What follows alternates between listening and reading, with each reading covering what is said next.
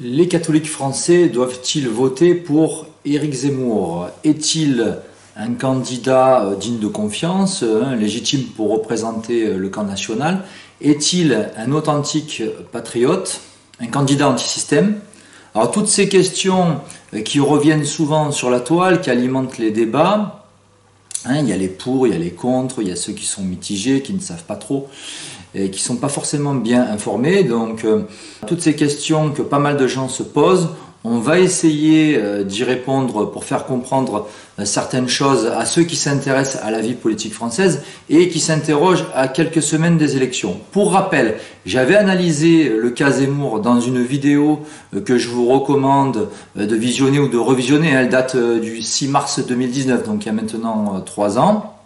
Et donc cette vidéo sera mise en lien en dessous de celle-ci. Elle s'intitule « Zemmour et Finkielkraut sont-ils des ennemis ou des amis des patriotes français ?» Depuis de longs mois maintenant, et même depuis des années, Éric Zemmour est surmédiatisé par le système dans les médias alignés en France, et c'est tout sauf un hasard. Donc on l'a vu à maintes reprises sur BFM TV, RMC, du groupe Altis, de l'Israélite Drahi, sur RTL, avant il avait une chronique, et surtout sur CNews, de Vincent Bolloré, et même chez Cyril Hanouna sur C8, c'est le même groupe, c'est le groupe Canal, dans une émission donc chez Hanouna de tendance plutôt gauchiste. Donc cette ultra-médiatisation ne peut faire de Zemmour un candidat anti-système, puisqu'il est d'abord et avant tout le candidat de Bolloré, oligarque qui pèse très lourd, et aussi d'ailleurs de sa sœur Chantal Bolloré, qui fait partie des donateurs de la campagne électorale d'Éric Zemmour. Donc Zemmour est son candidat, il est le candidat de Bolloré, il est le candidat de ceux qui le payent, de ceux qui le soutiennent médiatiquement et financièrement. D'accord? Donc il est d'abord leur candidat avant d'être celui de ses électeurs, à qui il ne doit rien. C'est de notoriété publique désormais, depuis quelque temps. La campagne électorale d'Éric Zemmour bénéficie de gros moyens financiers, avec 2 banquiers d'affaires travaillant pour la haute finance. Jonathan Nadler, ancien de chez Rothschild, qui travaillait pour la JP Morgan, et aussi Julien Madar de chez Rothschild. Donc, quand on est soutenu par ces réseaux d'affaires, ce cartel bancaire, des émissaires de JP Morgan et de la maison Rothschild, on ne peut s'opposer franchement au système qui est dominé par cette même haute finance, et donc défendre politiquement le patriotisme français. Ce n'est pas possible. La finance apatride n'a jamais soutenu, ne soutient pas et ne soutiendra jamais le patriotisme français. L'histoire le prouve, et je vous renvoie à certains de mes livres, notamment au complot contre Dieu que j'ai ici, pour vérifier cela, fait historique à l'appui. Éric Zemmour est depuis des années très centré sur la question identitaire. Alors pourquoi pas? En revanche, il s'est peu exprimé sur la dictature sous prétexte sanitaire. Il fut toutefois interrogé par son coreligionnaire André Berkoff dans Sud Radio. Et Zemmour a alors déclaré, je cite, « Moi, j'ai été vacciné ». Alors déjà, se faire injecter, ce n'est pas un acte de résistance. Bon. Alors, moi, j'ai été vacciné, j'ai mon pass sanitaire, et ça ne me dérange pas plus que cela. Lui, ça le dérange pas plus que ça. Mais ceux qui ont eu des effets secondaires graves, ça a dû les déranger quand même. Donc, il semble donc être ni pour ni contre, et visiblement peu préoccupé par cet enjeu de société qui demeure important, même si la guerre en Ukraine a éclipsé un temps cette crise. Dans un de ces meetings payants, il fallait obligatoirement le pass sanitaire, mais dans d'autres, visiblement pas. Mais il n'y a pas chez lui une volonté franche de s'opposer à cette dictature, comme Florian Philippot, par exemple. Au contraire, dans une émission présentée par Christine Kelly, Zemmour a carrément dit « On peut favoriser la vaccination en rendant le pass obligatoire dans différents endroits. On pourrait supprimer la gratuité pour les tests. » Voilà ce qu'il a dit avant que ces mesures ne soient mises en place. On peut favoriser la vaccination. On peut rendre par exemple le pass obligatoire dans différents endroits, plus obligatoire. C'est déguisé. Oui, non mais on peut inciter à la vaccination. Moi je veux bien, si on a le droit quand on est gouvernement de choisir ce qu'on veut favoriser. On pourrait supprimer la gratuité pour les tests. Éric Zemmour avait reconnu que l'avortement tue des enfants et que ce n'est pas du machisme. Pourtant, chez Jean-Jacques Bourdin sur RMC, le même Zemmour a dit qu'il ne reviendrait pas sur plusieurs mesures, plusieurs lois, en l'occurrence la loi Taubira, c'est-à-dire le mariage des invertis, le mariage homosexuel, la loi Fabius-Guessot, qui est pourtant fondamentale à abroger pour notre liberté d'expression, et enfin la loi Veil, qui a légalisé l'avortement en 1975. Donc en fait, Zemmour ne revient sur rien. Voilà. Il laisse tout en l'état, toute la pourriture républicaine reste intacte avec lui. Là où il faudrait intervenir pour empêcher le grand remplacement qu'il prétend combattre, ben non, il n'interviendra pas. La première chose à faire, si on veut lutter contre le grand remplacement de population, c'est d'abroger la loi Veil, c'est d'encourager la natalité, encourager, favoriser la famille catholique. Il y a des mesures, il y a des aides d'État pour cela, si on veut vraiment. Donc, inverser les flux migratoires, mais encore faudrait-il avoir de vraies convictions politiques et aussi de bonnes relations diplomatiques avec les pays étrangers. Et je ne suis pas certain du tout que ce soit le cas d'Éric Zemmour. Face à une gauchiste, il a dit « Je suis contre la société multiculturelle, mais je suis pour la société multiethnique. » Vous parlez de société multiculturelle. Je suis contre la société multiculturelle. Voilà. Je suis pour la société multiethnique, mais la société multiculturelle, ça veut dire la guerre. Donc en fait, le prétendu nationaliste Zemmour est pour la société Black Blamber, il l'a avoué. Donc il est pour cette société-là, multiethnique, telle qu'elle est actuellement. Et je ne pense pas que cette déclaration fasse plaisir aux identitaires qui le soutiennent. Concernant la dette, parce qu'avec Zemmour c'est beaucoup sur les conséquences, mais pas trop sur les causes et les véritables responsables. Donc concernant la dette, il ne faut surtout pas compter sur lui pour régler ce problème majeur. Il n'y a rien chez lui, dans ses discours, contre la loi Pompidou-Rothschild de 1973, loi qui est pourtant au cœur du problème. Donc, ce n'est pas avec lui que sera abrogée cette loi. On l'imagine mal, en effet, s'opposer aux banques d'affaires qui dirigent en coulisses la République française, vu que ces mêmes banques lui financent sa campagne électorale. Sur l'Europe, et c'est important, Zemmour a déclaré devant Natacha Polony « Je m'intéresse à l'Union européenne parce que je ne veux pas sortir de l'Union européenne. » Donc il est pour cette Europe de Maastricht, cheval de Troie des nations, qui nous a appauvris, qui est un projet maçonnique, pour rappel, Richard Kononoff-Kalergi, Paul-Henri Spaak, Jean Monnet, Joseph Ratzinger, la liste est longue, et depuis des lustres. Donc projet maçonnique que cette Europe, lui veut stopper l'immigration dans cette Europe passoire qui est clairement un échec, mais qu'il cautionne. C'est clairement donc incohérent. Sur France Inter, assez récemment, il a rétropédalé au sujet de Pétain. Il a déclaré « Je n'ai jamais dit que le maréchal Pétain avait protégé les Juifs pendant la guerre. Je célébrerai normalement la rafle du Veldiv. » Ça se passe de commentaires, enfin si on pourrait en faire un de commentaires, c'est qu'il avait dit à un moment donné que le maréchal Pétain avait protégé des Juifs. Et là donc il nous dit l'inverse. Pour tout chrétien, et c'est la question principale de cette vidéo, les catholiques doivent-ils voter pour lui? Et on pourrait dire d'ailleurs, doivent-ils voter tout court, parce que nous n'avons aucune obligation de voter. Mais Éric Zemmour l'a dit lui-même, il est contre le Christ, il est pour l'Église, ce qui est antinomique. Hein.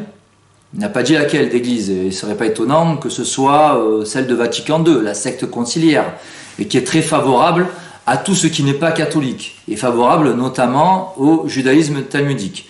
Éric Zemmour a beau dire dans Chrétien Magazine « Je suis le seul candidat qui affirme que le catholicisme a fait la France », il n'empêche qu'il est contre le Christ. Hein. Il est un juif de la synagogue, c'est-à-dire un talmudo-kabbaliste qui considère que le christianisme est minoritaire, ce qui n'est pas exact au regard du nombre de baptisés. Pour un chrétien, au-delà des idées, le comportement d'une personne, l'exemple donné est très important. Et là, force est de constater qu'Éric Zemmour est quelqu'un de très orgueilleux, hein, et surtout un pécheur public qui a clairement affiché son adultère devant des photographes de Paris Match. Mais cela, visiblement, n'a pas l'air de choquer les catholiques qui vont voter pour lui et qui seront nombreux, très nombreux je pense, à voter pour lui, parce qu'il incarne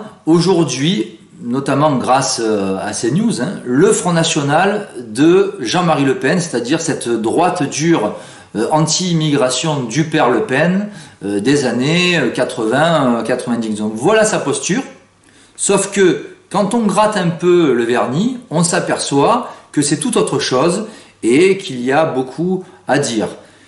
Zemmour est un républicain, c'est un gaulliste. Pour rappel, le franc-maçon De Gaulle fut un traître à la nation française. Et selon Zemmour, Israël doit être le modèle de la France. Or, ce n'est pas le cas du tout, sauf si on est un sioniste comme l'est Éric Zemmour. Le problème avec lui, c'est que la France n'est visiblement pas la fille aînée de l'Église, mais en quelque sorte la fille aînée d'Israël. C'est aussi simple que ça. La France doit avoir pour modèle, selon lui, un État criminel, raciste, corrompu et destructeur des autres nations. Hein. Voilà ce qu'est vraiment l'entité sioniste. Hein. Donc nous n'avons pas la même vision de la France qu'Éric Zemmour. Pour lui, c'est la République et le décret Crémieux, qui lui a d'ailleurs permis d'être français.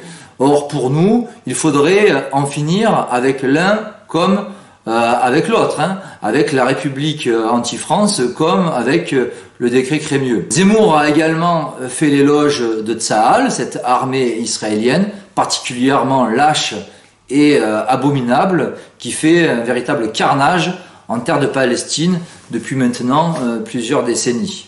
Alors ok, il est contre l'immigration de masse et apparemment pour ces turiféraires, on dirait que ça suffit. Sauf que les OQTF, donc les obligations de quitter le territoire français, ils vont s'appliquer comment?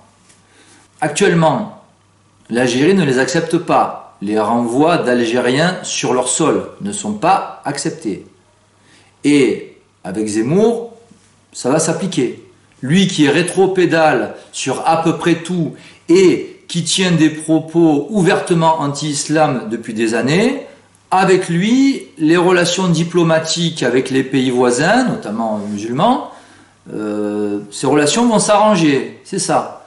Vous croyez vraiment cela? Ben moi, je suis désolé, mais j'y crois pas. Hein. En matière de politique étrangère, on a pu constater qu'il est aligné sur l'OTAN, sur l'axe américain et sioniste. Dans ses prises de position récentes sur la Russie, ou même auparavant sur le Mali, où les soldats français n'avaient rien à y faire, hein, soit dit en passant. Il y a quelques jours, Zemmour a demandé à Emmanuel Macron de nommer Nicolas Sarkozy et Hubert Védrine comme émissaires pour la paix en Ukraine. Vous vous rendez compte? Sarkozy, émissaire pour la paix en Ukraine, où il y a la guerre. Sarkozy, à qui Poutine avait passé un sérieux savon, rappelez-vous. Sur Twitter, Zemmour a publié sans rire, je le cite, « Aujourd'hui, le patriotisme de Zelensky est un patriotisme héroïque ». Puis, dans la foulée, toujours sur Twitter, « La Russie est le seul agresseur. Il y a une différence entre définir l'agresseur et définir les responsabilités. Les historiens le diront, mais l'heure n'est plus à cette évaluation. L'agresseur est Vladimir Poutine. Alors quand il dit les historiens, c'est en fait l'histoire officielle, hein, parce que la vraie histoire, elle, c'est pas ce qu'elle retiendra, hein, je suis désolé. Et enfin, un dernier tweet de Zemmour. Quand je vois Poutine faire appel aux Tchétchènes qui crient Allah Akbar avant d'aller se battre, cela me glace le sang.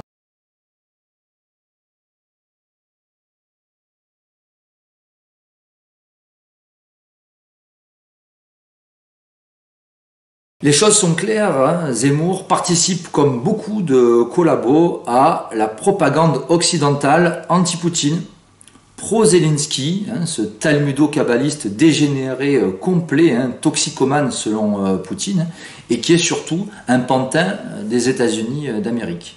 À l'instar des Pécresse, Mélenchon, Hidalgo, Macron, Zemmour soutient cette huluberlue et il suit la doxa dominante. Concrètement, si demain la guerre vient jusque chez nous, hein, on ne sait jamais, hein, envisageons le pire hein, quand on voit ce qui se passe, Zemmour et ses coreligionnaires, ils vont aller où d'après vous? Peut-être en Suisse, mais en Israël, bien évidemment. C'est leur résidence secondaire. S'il y a le feu ici, ils ne resteront pas au milieu du feu. Hein, vous inquiétez surtout pas pour eux. Voilà. Donc je ferai remarquer concernant Éric Zemmour qu'il n'y a que de l'israélite et des alliés francs-maçons autour de lui. Hein. Il ne se mélange vraiment pas beaucoup. Il veut que les musulmans renient leur identité en changeant leur prénom, mais lui, il ne reniera certainement pas la sienne hein, d'identité. C'est donc lui, Éric Zemmour, juif séfarade, berbère, sioniste, qui se présente comme plus français que les Français, plus patriote que les patriotes. C'est lui qui prétend défendre l'identité française. Lui qui est contre le Christ. Je rappelle que la France est quand même la fille aînée de l'Église. Hein. Il y a eu 25 décembre 496 le baptême de Clovis, hein. Voilà, qui marque un départ hein, pour la nation française. Donc lui qui est contre le Christ, qui ne veut pas de la religion catholique, lui qui est entouré essentiellement de talmudo-kabbalistes et de francs-maçons, et c'est grâce à lui que la France va redevenir la France. Ben écoutez, permettez-moi d'en douter, et d'en douter sérieusement, et de trouver tout ça très étrange. Personnellement, vu son parcours, vu qu'il fréquente, vu son profil, tout ce qu'il a pu dire et faire, toutes ses incohérences, ses contradictions, et connaissant très bien la question maçonnique, je ne serais pas du tout étonné qu'Éric Zemmour soit un franc-maçon du Bnai Brit, par exemple, vu que le Bnai Brit abrite l'élite juive, il faut être obligatoirement juif hein, pour être accepté dans cette maçonnerie élitiste. Et je dis aussi cela parce que le Bnai Brit Paris l'a invité plusieurs fois pour présenter ses livres. Pour conclure, voter Zemmour, cela signifie qu'on est mal informé à son sujet, d'où cette vidéo aujourd'hui. Cela signifie qu'on n'a pas compris la question juive, qui est pourtant incontournable, fondamentale en République, et c'est certainement pas Édouard Drummond qui me contredirait s'il était parmi nous, lui qui avait écrit La France juive, un très bon livre, qui a très bien vieilli et qui est toujours d'actualité. Objectivement, la mise en avant de Zemmour par le groupe Canal+, surtout, peut permettre à Pécresse d'être au second tour et éventuellement de gagner au nom de l'alternance et de la féminisation de la société. Ce que je ne crois pas pour 2022, vu que ça sera certainement Emmanuel Macron qui est le protégé de Jacques Attali, et Jacques Attali qui vient d'annoncer par ailleurs, hein, récemment sur son Twitter, qu'il voterait pour lui au premier comme au second tour. Donc la candidature de Zemmour vise surtout à diviser le camp national et à affaiblir le Rassemblement national de Marine Le Pen. Ceci dit, aujourd'hui, je vous livre mon analyse personnelle, mais je ne représente que moi, je n'ai pas la prétention de représenter toute la communauté catholique ou tout le camp patriote. Les gens font ce qu'ils veulent. S'ils veulent voter pour Zemmour ou pour Marine Le Pen ou pour Mélenchon ou Macron ou pour quelqu'un d'autre, hein, je ne sais qui, c'est leur droit. Chacun est libre de voter pour qui il veut ou de ne pas voter. Car nous n'avons pas l'obligation de voter. Le système nous pousse à voter, il nous culpabilise si on ne vote pas, mais nous sommes parfaitement dans notre droit si nous ne votons pas pour tel ou tel politicien corrompu. Mais quand même, si on est cohérent, si on a compris un minimum la question talmudo-sioniste, comment fonctionne le système républicain, qui est aux manettes de ce système, haute finance, haute maçonnerie, pour un nouvel ordre mondial. On ne peut pas voter pour un produit de ce système qui se fait passer pour ce qu'il n'est pas. C'est logique. Donc après, libre aux catholiques de voter pour l'ennemi, mais libre aussi à ceux qui ont compris cette supercherie, qui est quand même assez énorme dans son cas, de la faire connaître et de ne pas tomber dans chaque panneau tendu par les médias mainstream. Hier, Sarkozy, en 2007, aujourd'hui, Éric Zemmour, avec un petit peu les mêmes soutiens, un peu le même entourage, notamment Patrick Buisson comme conseiller, et la même stratégie de com', les mêmes effets d'annonce. Le Karcher pour l'un, sauver la France de l'islamisme pour l'autre. Sarkozy, Zemmour, même combat. Tous ces agents du système, selon moi, il n'y a vraiment rien à attendre d'eux, si ce n'est le pire pour la France et pour notre descendance. Voilà, j'en ai terminé. Je vous dis à très bientôt et que Dieu vous garde surtout. Bye bye.